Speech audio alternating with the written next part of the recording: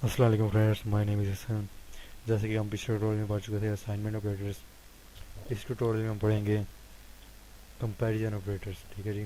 सबसे पहले हम देख लेते हैं कंपैरिजन ऑपरेटर्स होते क्या हैं और कौन कौन से कंपैरिजन ऑपरेटर्स होते हैं। कंपैरिजन ऑपरेटर्स को हम रिलेशनल ऑपरेटर्स भी कहते हैं। ठीक है जी। कंपैरिजन ऑपरेटर ये वाले होते हैं इक्वल इक्वल। अगर दो वेरिएबल्स की वैल्यू सेम हो और अगर हमने चेक करना हो कि दो वेरिएबल की वैल्यू अगर सेम है तो वो कुछ भी प्रिंट कर दे, वो जो हम प्रिंट करना चाहते हैं वो प्रिंट कर दे। ठीक है जी।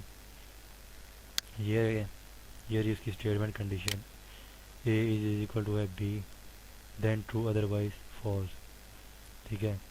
अगर ये भी हमारा कंपैरिजन ऑपरेटर, अगर इसका मतलब है ए, ये नॉट इक्वल का साइन है, एक्सक्लेमेशन और इक्वल मीन नॉट इक्वल। अगर ए नॉट इक्वल है बी के तो स्टेटमेंट क्या हो जाएगी हमारी, ट्रू अदरवाइज फॉल्स हो जाएगी। और ये भी वही वाला है ऊपर वाला कि ए नॉट इक्वल है बी के, ये और इन दोनों का मतलब सेम ही है। आप ये यूज़ कर लें या ये यूज़ कर लें, दोनों ही सेम है, इन दोनों में कोई फ़र्क नहीं है। ये भी लिखा हुआ है ए ए ग्रेटर और A less than is true, this is similar to A, this is similar to not equal operator. ठीक है जी। उसके बाद हमारा आ जाता है लेस देन। ये ग्रेटर वाला आपको होता है, ये ग्रेटर का साइन और क्यों इस्तेमाल होता है, अगर हमने कोई बड़ी वैल्यू चेक करनी हो, ग्रेटर वैल्यू चेक करनी हो उसके लिए। और ये लेस देन का साइन है, इसका भी आपको होता होगा। और एक ग्रेटर और इक्वल है और ये लेस देन और इक्वल है। ठीक है जी।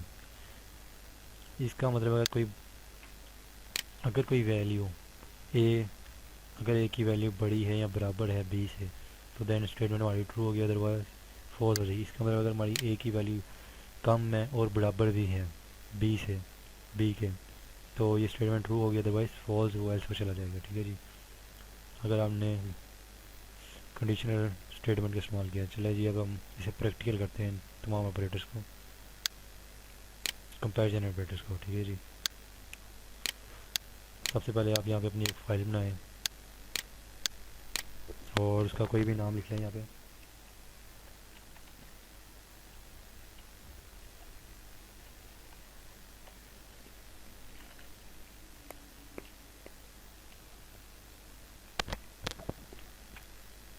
यहाँ पे मैंने फाइल का नेम लिखा कंपैरिजन ऑपरेटर और उसकी एक्सटेंशन का नेम लिखा है P Y. P Y basically Python की फाइल का नेम है या उसकी एक्सटेंशन का नेम है जो कि हम लिखते हैं पाइथन के कोड को रन करने के लिए। ठीक है जी। और इसे अप्लाई करें और यस करें। उसके बाद अपना कमांड प्रो मोड ओपन करें और यहाँ पे टाइप करें पाइथन। ठीक है। अब अपनी ये कंपैरिजन ऑपरेटर वाली फाइल ओपन करें, यहाँ से ड्रैग एंड ड्रॉप करें पहले इधर और अब इसे ओपन करेंगे। अभी यहाँ पे मैं एक वेरिएबल लेता हूँ जी और इसके वैल्यू दे देता हूँ मैं 10 और दूसरे वाले आई वेरिएबल लेता हूँ, उससे वैल्यू दे देते हैं जी हम 3। ठीक है। अब हम चेक करते हैं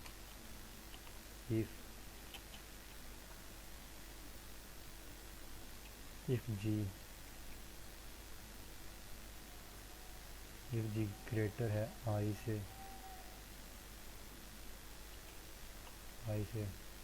तो प्रिंट कर दो जी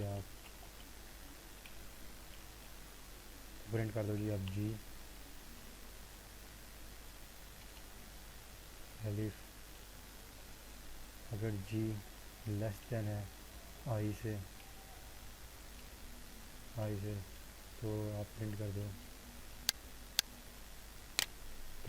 जी प्रिंट कर दो आप। फिर आप एलिफ का इस्तेमाल करें। अगर जी इक्वल इक्वल है आई के तो प्रिंट कर दीजिए आप जी।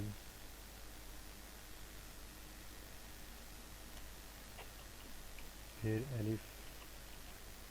अगर जी नॉट इक्वल है किसके, आई के, कोलन, देन प्रिंट कर दीजिए वो जी। और अगर एलिफ जी ये सेम ही काम करेंगे जी, ये वाला ऑपरेटर और ऊपर वाला, ये वाला ऑपरेटर और ये इक्वल, दोनों का मतलब एक ही, ये भी नॉट इक्वल है और ये भी नॉट इक्वल ही है। ठीक है जी, देन प्रिंट कर दो आप जी। ठीक है जी,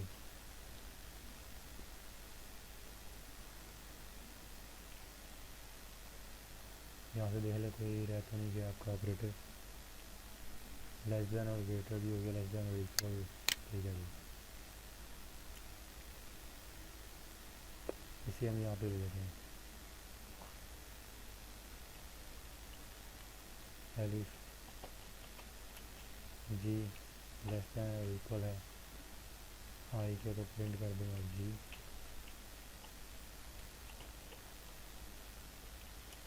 जी ग्रेटर है और इक्वल है आई के, तो प्रिंट कर दे दिया जी। ठीक है जी, ये हमने स्टेटमेंट लिख लिया। ये स्टेटमेंट हमने लगा लिया ये कंडीशनल लूप में, कंडीशन हमने लगा ली है। तो वहाँ में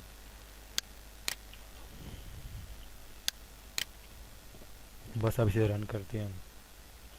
पहले सेव कर लें आप,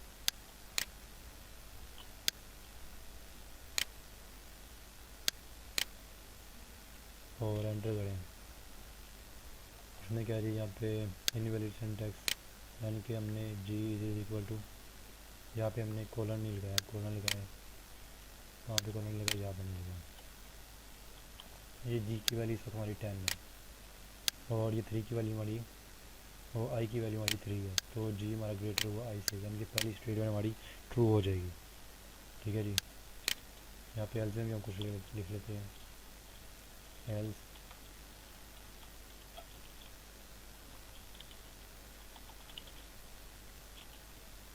इन वैलिड नंबर, ऐसे में दे देगा जी इनवैलिड नंबर।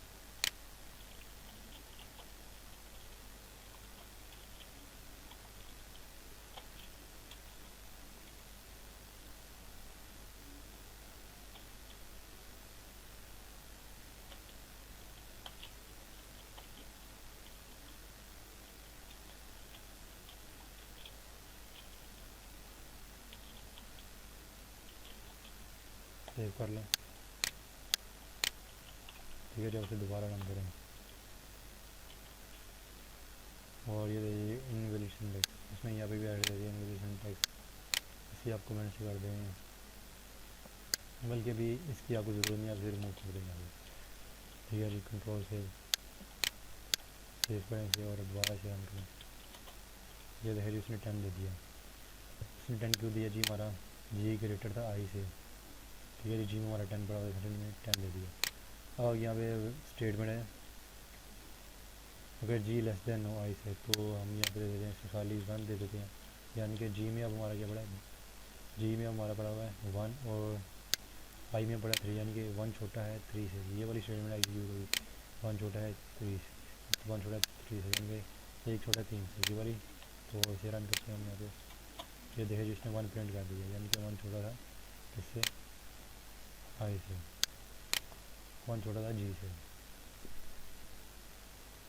ठीक है जी, 1 छोटा है आई से, सॉरी। तो अब हम अगली स्टेटमेंट हमारी कौन सी है जी, जी जी लेस देन है और इक्वल है आई के, वगैरह जी लेस देन भी है और इक्वल भी है आई के, तो सिंपल आप यहाँ पे करें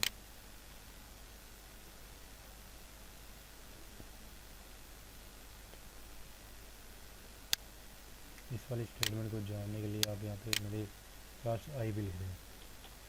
ठीक है जी, इन दोनों के लिए आप आई भी लिख दें ताकि आपको कन्फ्यूजन ना हो। तो यहाँ पे अब आप करें 2 लिख दें और प्रिंट करें, तो ये हमारी ये वाली एग्जीक्यूट हुई है जी, ये वाली, ये नहीं हुई है जी। इसके लिए आपको पहली वाली स्टेटमेंट जो रिमूव कर लेते हैं। ठीक है, और अब करते हैं जी रन, ये लगी, ये रन हुई है, यानी कि जी हमारा छोटा था आई से, यानी कि 2 हमारा छोटा है 3 से, और बराबर नहीं है, लेकिन इसने ये प्रिंट कर दिया, क्यों, क्योंकि हमारा जी छोटा है आई से, तो यहाँ पे 2 और 3 प्रिंट हो गए। अगर हमारा जी बड़ा हो आई से, तो वो ये प्रिंट कर देगा, बराबर तो नहीं है लेकिन बराबर बड़ा ज़रूर है, तो वो ये प्रिंट करेगा। ये थे 20 प्रिंट कर दिया और 3 प्रिंट कर दिया। क्यों? जी हमारा बड़ा है इससे आई से, लेकिन बराबर नहीं है, इसमें खैर है। अगर बराबर करना चाहते तो बराबर कर लें, तो तब भी वो ये वाली एग्जीक्यूट कर देगा, ये एग्जीक्यूट कर देगा, या फिर ये वाली एग्जीक्यूट कर देगा। ये वाली जिसने एग्जीक्यूट कर दी, सबसे पहले उसने ये वाली एग्जीक्यूट की है, ठीक है जी, जो पहले लिखी थी उसमें कंडीशन। अब हम इन दोनों को रिमूव कर देते हैं ताकि ये वाली का एग्जीक्यूट हो जाए। अगर जी इक्वल हो, अगर जी इक्वल है किसके, आई के, यानी कि 3 और 3 दोनों बराबर हैं, तो प्रिंट कर दे वो ये जी। तो रन करें आप, ये देखिए जिसने प्रिंट कर दिया 3। क्यों? क्योंकि ये दोनों इक्वल है, 3 और 3 इक्वल है, जी इक्वल है किसके, आई के, तो इसलिए इसने ये वाला प्रिंट कर दिया 3। अब वो एलिफ में जाएगा, अगर हम यहाँ पे कर देते हैं 5 और कंट्रोल सेव कर लें जी और रन करें, ये देखिए जी उसने दे दिया 5 उसने क्यों दिया, जी नॉट इक्वल है किसके, आई के, यानी कि जी में हमारा 5 भरा हुआ है और 3 ये दोनों बराबर नहीं है, इसलिए ये एलिफ वाली एग्जीक्यूट हुई है। ये एलिफ वाली स्टेटमेंट हमारी क्या ये एग्जीक्यूट हुई कि जी नॉट इक्वल है आई के, तो ये उसने एग्जीक्यूट कर दिया आगे।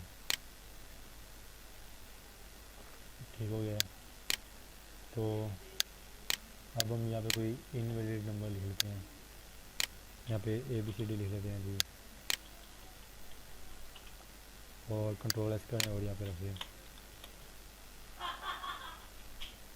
वो क्या है जी, ASD इज़ नॉट डिफाइंड, चलो जी इसे छोड़े, यहाँ पे आप इन्वर्टेड कॉमर्स लगा लें, देन ये काम कर दीजिए शायद।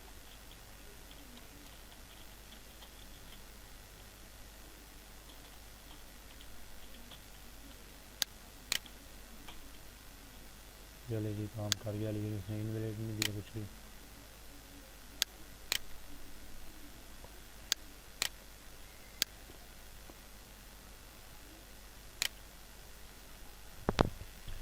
चले जी आज के ट्यूटोरियल में हमने कंपैरिजन ऑपरेटर पढ़ लिया है, ठीक है जी। उम्मीद है आपको कंपैरिजन ऑपरेटर समझ आ गई होंगी कि कंपैरिजन ऑपरेटर कौन कौन से हैं। नीचे आप डिस्क्रिप्शन में देख ही सकते हैं, डिस्क्रिप्शन बॉक्स में गया मैंने उसमें कंपैरिजन ऑपरेटर दिए हैं, उसमें आपको बताया कि कंपैरिजन ऑपरेटर ये वाले और उनका काम किया, ठीक है जी, आप वो भी चेक कर सकते हैं। और मेरे चैनल को सब्सक्राइब करते रहें, ठीक है जी। अगले ट्यूटोरियल में हम पढ़ेंगे लॉजिकल ऑपरेटर, ठीक है जी। और तब तक मुझे आप इजाज़त दीजिए और अपना और अपने आसपास के लोगों का ख्याल रखें। खुदा हाफिज़।